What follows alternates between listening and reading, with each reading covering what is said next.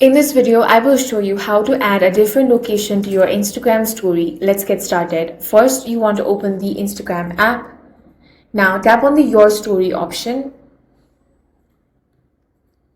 Here you want to either click a picture or record a video, or you can add one from your gallery as well. Next, you want to tap on this sticker icon. Here find the option of location, select that.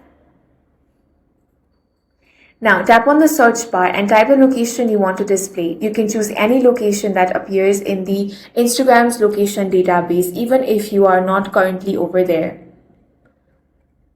Go ahead and select that. Now tap on the location to add it to your story. Now you can resize it and move the sticker wherever you like.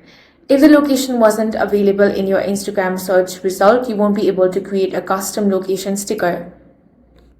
So make sure that you only select the location that is available in Instagram. Once everything looks good, you can tap on the Your Story option.